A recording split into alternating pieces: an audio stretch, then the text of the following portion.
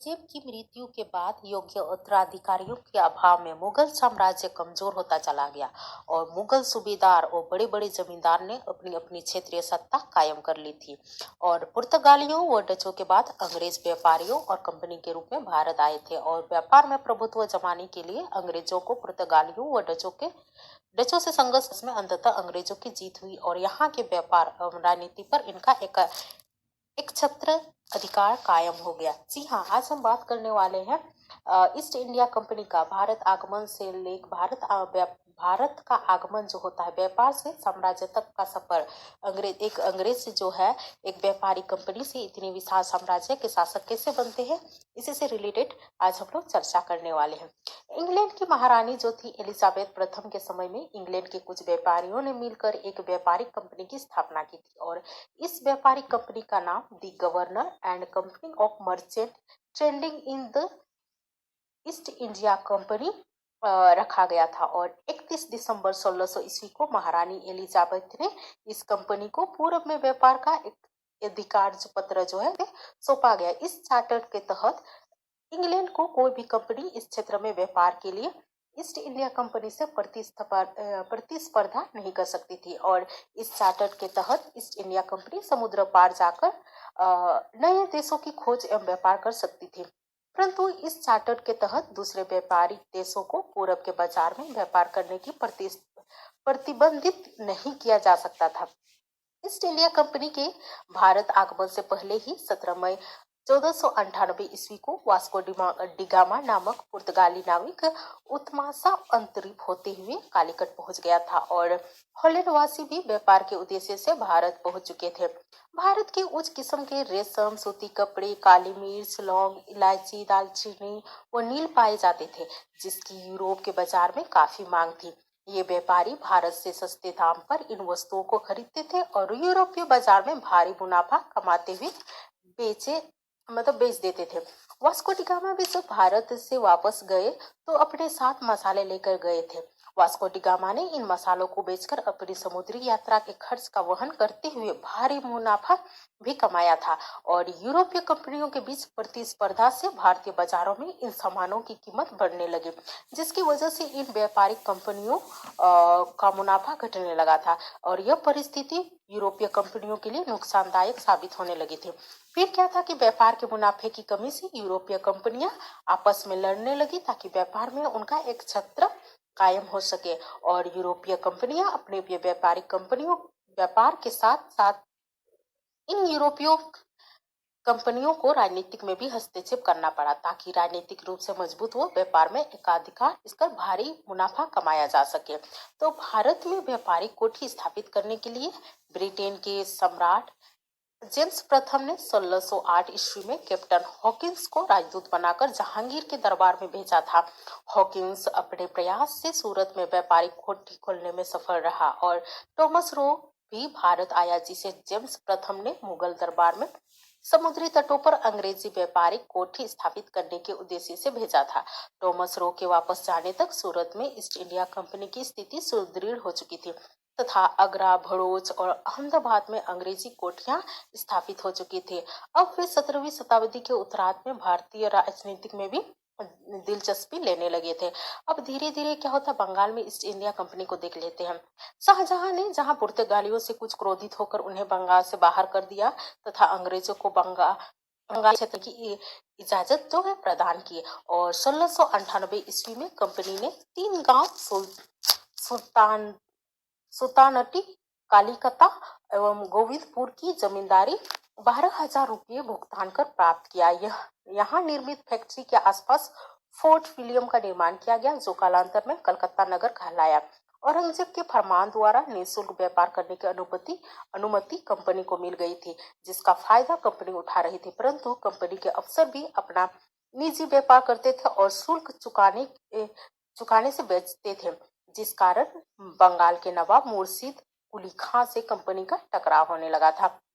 अब क्या हुआ था, अब धीरे धीरे युद्ध की ओर बढ़ने लग गया था। औरंगजेब की मृत्यु के बाद बंगाल के नवाब अपने को सशक्त बनाने में जुट गए थे और अंग्रेज इस समय तक अपनी स्थिति मजबूत कर चुके थे। दक्षिण में फ्रांसीसियों पर विजय प्राप्त कर बंगाल में धन कमाने के कमाने से उनके हौसले बढ़ चुके थे और मुर्शिद कुली खां, अलीवर्दी खां व सिराजुद्दौला बंगाल के शक्तिशाली शासक थे। इन्होंने अंग्रेज को व्यापारिक हित पर रोक लगाने की पूरी कोशिश की और व्यापारिक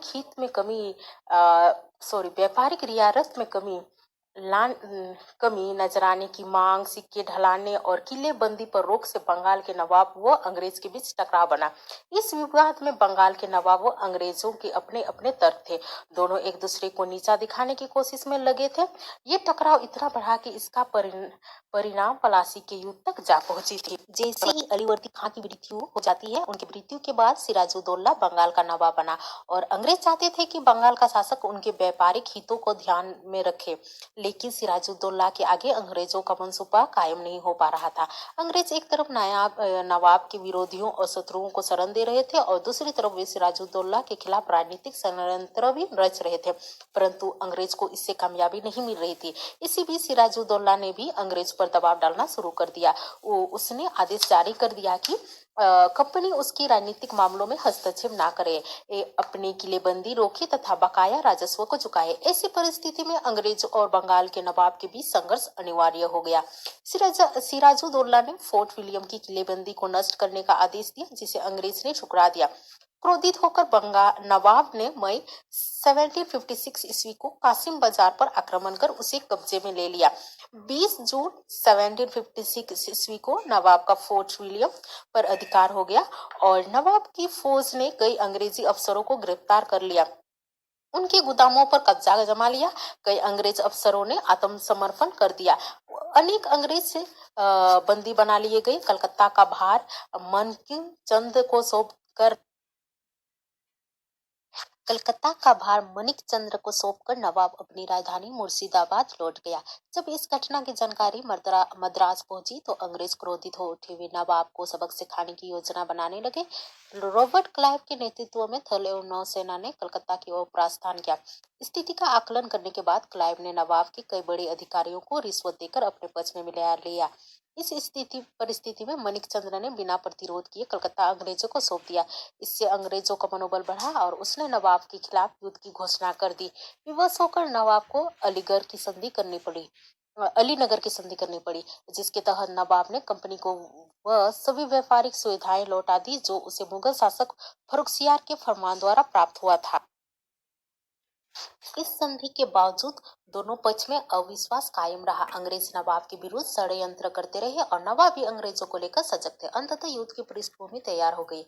23 जून 1757 को मुर्शिदाबाद के दक्षिण में 22 मील की दूरी पर स्थित पलासी नामक स्थान में सिराजुद्दौला और रॉबर्ट क्लाइव के नेतृत्व में अंग्रेजी सेना के बीच लड़ाई हुई। सेनापति मिर्जाफर के विश्वासघात के कारण नवाब की हार हुई और पलासी का युद्ध एक नाम मात्र का युद्ध था। इस युद्ध कुछ ही घंटे में समाप्त हो गया था। युद्ध के बाद सिराजुद्दौला की हत्या कर दी गई और मीर जाफर को बंगाल का नवाब बना दिया गया। भारत में कंपनी की यह जीत बहुत मायने रखती थी। कंपनी मीर जाफर को कठपुतली का शासक समझ रही थी, परंतु धीरे धीरे कंपनी को महसूस हुआ कि मीर जाफर भी अपनी प्रजा के भलाई के लिए कंपनी के व्यापारिक हितों की रक्षा करने में आनाकानी कर रहा था। अब अंग्रेज ने मीर जाफर को हटाकर मीर कासिम को बंगाल का नवाब बना दिया। जब मीर कासिम भी अंग्रेज की सभी बात मानने से इनकार करने लगा तो अंग्रेज उसके खिलाफ भी साजिश करने में जुट गए। जुलाई 1763 ईस्वी में कंपनी ने मीर जाफर को बंगाल की नवाबी सौंपकर मीर कासिम के विरुद्ध युद्ध छेड़ दिया। ये युद्ध इतिहास में बक्सर के नाम से जाना जाता है। युद्ध 22 अक्टूबर 1764 ईस्वी को बक्सर में हुआ। इस युद्ध में एक और मुगल शासक शाह आलम द्वितीय, अवध का नवाब मीर कासिम था तो दूसरी ओर अंग्रेजी सेना का नेतृत्व कैप्टन मुनरो कर रहा था। तीनों की सम्मिलित शक्ति ने भयभीत होकर अंग्रेज ने अवध के नवाब को अपने पक्ष में मिलाने की कोशिश की, लेकिन वे असफल हुए। हेक्टर मुनरो के नेतृत्व में अंग्रेजी सेना ने इस संयुक्त सेना को पराजित कर दिया। बाद में इस युद्ध का परिणाम अत्यंत महत्वपूर्ण तथा स्थायी सिद्ध हुआ। बक्सर के युद्ध में विजय होने के बाद ही भारत में वास्तविक रूप से ब्रिटिश प्रभुसत्ता स्थापित हुई। अब मुगल सम्राट बंगाल का नवाब व अवध का नवाब पूर्ण रूप से कठपुतली शासक बन गए। अंग्रेज कठपुतली शासकों के अनुभव से सीख लेते हुए खुद नवाब बनने का रास्ता खोजने लगे। इलाहाबाद की संधि के द्वारा मुगल सम्राट ने कंपनी को बंगाल का प्रांत दीवान नियुक्त कर दिया। बंगाल के विशाल राजस्व संसाधन पर कंपनी का एकाधिकार व नियंत्रण स्थापित हो गया। कंपनी के इतिहास में वैधानिक आर्थिक व्यापार का युग समाप्त हो गया और राजनीतिक सत्ता के अंतर्गत राजकीय राजस्व के साथ व्यापार का व्यापार का जो युग है वो प्रारंभ हुआ। कंपनी के अफसर और कर्मचारी भारत में खूब कमाई कर नवाबों की तरह अपना जीवन व्यतीत करना चाहते थे। इसके लिए कंपनी के अफसर और कर्मचारी भ्रष्टाचार को बढ़ावा देने लगे। नवाबों पर इसका दबाव यह था कि वे कंपनी के अफसरों को जमीन और बहुत सारा पैसा दे। रॉबर्ट क्लाइव ने तो भारत से कुछ संपत्ति अर्जित किया था, पर सभी अफसर व कर्मचारी जो है क्लाइव की तरह धन नहीं कमा सके। ईस्ट इंडिया कंपनी ने भारतीय रियासत का अधिग्रहण करने के लिए सीधे सैनिक हमले न करके राजनीतिक, आर्थिक और कूटनीति साधनों का सहारा लिया। कंपनी ने भारतीय रियासतों में राजनीतिक व व्यापारिक हितों की रक्षा के लिए अपने रेजिडेंट नियुक्त किए। भारतीय रियासतों पर सहायक संधि के तहत अपने स्वतंत्र सेनाएं रखने पर रोक लगा दी गई और कंपनी अपनी सेना रखती थी और इस सेना के रखरखाव का खर्च भारतीय शासकों को उठाना पड़ता था। अगर कोई शासक यह रकम नहीं देता तो जुर्माना के तहत उनके इलाके पर कंपनी का कब्जा कर लेती थी। अवध और हैदराबाद के इलाके भी इसी कारण छीन लिए गए थे। दक्षिण भारतीय राज्य में मैसूर के लिए कंपनी ने प्रत्येक सैनिक कार्रवाई का रास्ता अपनाकर अपने राजनीतिक आकांक्षाओं की पूर्ति की थी। हैदर अली की मृत्यु के बाद उसके पुत्र टीपू सुल्तान ने मैसूर की कमान संभाली। टीपू सुल्तान के नेतृत्व में मैसूर में एक शक्तिशाली राज्य बन चुका था और टीपू के पिता हैदर अली भी अंग्रेजों से लड़ते लड़ते मारे गए थे। टीपू ने कंपनी के व्यापारिक हितों पर आघात किया। उसने अपने रियासत के बंदरगाहों से चंदन, काली मिर्च, इलायची के निर्यात पर रोक लगा दी। साथ ही टीपू ने फ्रांसीसियों की मदद से अपनी सेना का आधुनिकीकरण भी किया। फ्रांसीसियों के साथ बढ़ते संबंध से अंग्रेज काफी सशंकित हो गए थे और टीपू सुल्तान ने तुर्की और फ्रांस में दूत भेजकर उनका समर्थन प्राप्त करने की भी कोशिश की। टीपू सुल्तान की बढ़ती हुई शक्ति को देखकर अंग्रेज ने मैसूर के खतरे को खत्म करने के लिए सैनिक कार्यवाही शुरू की। टीपू से पहले भी उसके पिता जो है हैदर अली भी अंग्रेजों के साथ प्रथम आंग्ल मैसूर युद्ध जो 1767 से 69 तक चला था, वो द्वितीय आंग्ल मैसूर युद्ध सब कर चुके थे उनके पिता। और टीपू सुल्तान के साथ भी अंग्रेजों के दो युद्ध हुए थे। पहला युद्ध था तृतीय आंग्ल मैसूर युद्ध। यह युद्ध लॉर्ड कार्नवालिस और टीपू सुल्तान के बीच हुआ था और टीपू ने बहादुरी के साथ दुश्मनों का सामना किया, परंतु विवश होकर उसे अंग्रेजों के साथ श्रीरंगपट्टनम की संधि करनी पड़ी। इस संधि ने मैसूर को आर्थिक एवं सामाजिक रूप से कमजोर कर दिया और टीपू के लिए अब अंग्रेजों से मैसूर को बचाए रखना मुश्किल हो गया था। लॉर्ड वेलेस्ली ने टीपू पर फ्रांसीसियों को अपने यहाँ बुलाकर अंग्रेजों के विरुद्ध षड्यंत्र का आरोप लगाकर 1799 ईस्वी में उस पर आक्रमण कर दिया। 4 मई 1799 ईस्वी को चतुर्थ आंग्ल मैसूर युद्ध में टीपू सुल्तान बहादुरी के साथ लड़ता हुआ वीरगति को प्राप्त हुआ और अंग्रेज ने मैसूर पर सहायक संधि थोपते हुए मैसूर का राजकाल वाडियार राजवंश को सौंप देते हैं। इसी टाइम मराठों की जो शक्ति है काफी उत्कर्ष पर थी, जिससे अंग्रेज काफी चिंतित थे। पानीपत की तीसरी लड़ाई में हार के पश्चात मराठा को कई राज्यों में बांट दिया गया था। इस हार के साथ दिल्ली में पूरे देश पर शासन चलाने का उनका सपना टूट गया। सिंधिया, गायकवाड़, भोंसले अलग अलग राज्यों में शासन चला रहे थे। अंग्रेजों व मराठों के बीच तीन युद्ध हुआ। पहला युद्ध 1782 ईस्वी में सालाबाई की संधि के साथ खत्म हुआ। दूसरा आंग्ल मराठा युद्ध 1803 से 5 के पश्चात आगरा व दिल्ली के कई भूभागों को अंग्रेजों के तीसरे युद्ध 1817 से 19 के बाद अंग्रेजों ने मराठों की ताकत को पूरी तरह से कुचल दिया और जब लॉर्ड मिंटो के बाद लॉर्ड हेस्टिंग्स भारत का गवर्नर जनरल बनकर 1813 ईस्वी में भारत आया तो हेस्टिंग्स के भारत के आने के पहले तक मुगल सम्राट को औपचारिक रूप से सर्वश्रेष्ठ माना जाता था, परंतु हेस्टिंग्स ने सर्वोच्चता की एक नई नीति की शुरुआत की। उसने गवर्नर जनरल के रूप में भारत में राजनीतिक श्रेष्ठता को बढ़ाने का प्रयास किया और भारतीय राज्यों से ऊपर अपनी सर्वोच्चता सत्ता को स्थापित करने के लिए उसने अपने प्रयास आरंभ कर दिया। उसके लिए उसने भारतीय रियासतों का अधिग्रहण किया। आवश्यकता अनुसार उन्होंने धमकाया भी, परंतु इसके फलस्वरूप उसे विरोध का भी सामना करना पड़ा।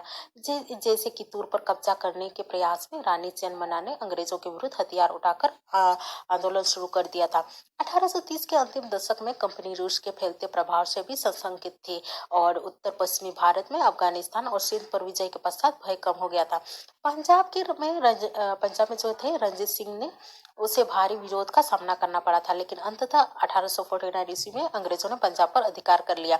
भारत में ब्रिटिश साम्राज्य के विस्तार के लिए लॉर्ड डलहौजी ने विलय राज्य हड़प नीति का सहारा लिया। इसके तहत सर्वप्रथम सतारा जो 1848, संबलपुर 1849, उदयपुर 1852, नागपुर 1854 और झांसी को इसी आधार पर अपने राज्य में मिला लिया कि इन रियासतों का कोई पुरुष वारिश नहीं था। कुशासन का आरोप लगाकर 1856 ईस्वी में अवध को अपने नियंत्रण में ले लिया। बाप को गद्दी से हटाए जाने का अवध की जनता में काफी किया और 1857 ईस्वी के महान विद्रोह में सक्रिय भूमिका निभाई।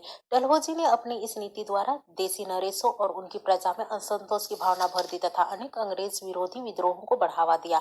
वारेन हेस्टिंग्स जो 1773 से 1785 को भारत का पहला गवर्नर जनरल बनने का सौभाग्य प्राप्त हुआ था। भारत में अंग्रेजी राज्य के विस्तार एवं सुदृढ़ीकरण में वारेन हेस्टिंग्स की पूर्ण भूमिका रही। उनके समय तक कंपनी बम्बई, बंगाल और मद्रास में सत्ता हासिल कर चुकी थी। ये तीनों कंपनी के प्रशासकीय इकाई भी थे। इन्हें प्रेसिडेंसी भी कहा जाता था। वारेन हेस्टिंग्स ने इन्हें कई प्रशासकीय व न्यायिक सुधार किए। न्यायिक व्यवस्था के तहत हर और दीवानी अदालतें स्थापित की। जिला कलेक्टर दीवानी अदालतों के मुखिया होते थे। फौजदारी अदालत काजी और मुफ्ती के अधीन होते थे, पर इन पर कलेक्टर निगरानी रखते थे। 1773 ईस्वी में रेगुलेटिंग एक्ट के तहत कलकत्ता में सर्वोच्च न्यायालय की स्थापना की गई थी। जिला के कलेक्टर का मुख्य काम लगान तथा कर संग्रह करना था। वो न्यायाधीशों, पुलिस अधिकारी की सहायता से जिला में कानून व्यवस्था को बनाए रखता था। कलेक्टर का कार्यकाल होता प्रशासन का संचालन करता था। मुगल सेना की ताकत घुड़सवार और पैदल सेना थी। तीरंदाजी और तलवारबाजी का प्रशिक्षण भी लगातार लेते रहते थे। ग्रामीण इलाकों में भी मुगलों की सशक्त किसानों की एक बड़ी सेना थी। स्थानीय जमींदारी भी मुगलों को आवश्यकता अनुसार सिपाही की जरूरत को पूरा करते थे। अवध व बनारस में किसानों की सेना में शामिल करने के पश्चात उन्हें प्रशिक्षण दिया जाता था ताकि वे पेशेवर सैनिक बन सके। कंपनी भी जब अपनी सत्ता सैनिक ताकत की बदौलत बढ़ाने में जुटी तो उसने सैनिकों की भर्ती का यही तरीका अपनाया। उन्हें सिपोई कहा जाता था। 1820 के दशक में घुड़सवार टुकड़ियों की जरूरत कम होती गई और वह पैदल टुकड़ी का महत्व बढ़ता गया। बर्मा, अफगानिस्तान और मिस्र में ब्रिटिश फौजें लड़ रही थी, जिसके कारण अंग्रेजों ने अपनी सेना को सशक्त करने के लिए यूरोपीय ढंग से प्रशिक्षण एवं अनुशासित करना शुरू कर दिया। इस कड़ी में अपनी सेना को सशक्त करने के लिए अंग्रेज कभी कभी जाति एवं समुदाय की भावनाओं को भी ध्यान नहीं रखते थे, जिसकी वजह से सेना में असंतोष बढ़ता जा रहा था। ईस्ट इंडिया कंपनी धीरे धीरे एक व्यापारिक कंपनी से एक औपनिवेशिक शक्ति बनती गई। भाप के सहारे चलने वाली समुद्री जहाजों के कारण अब अंग्रेज अपनी परिवार आसानी से भारत लाने लगे और पहले इन्हें इस समुद्री यात्रा में 6-8 माह का समय लगता था, परंतु भाप के सहारे चलने वाले समुद्री जहाज में यह सफर अब 2-3 सप्ताह में पूरे होने लगा। 1857 ईस्वी तक भारतीय उपमहाद्वीप के 63% भूभाग और 78% आबादी पर कंपनी का सीधा शासन स्थापित हो चुका था और शेष जनसंख्या पर कंपनी का अप्रत्यक्ष प्रभाव था। इस प्रकार देखिए तो ईस्ट इंडिया कंपनी अपने व्यवहारिक रूप से पूरे भारत को अपने नियंत्रण में कर चुकी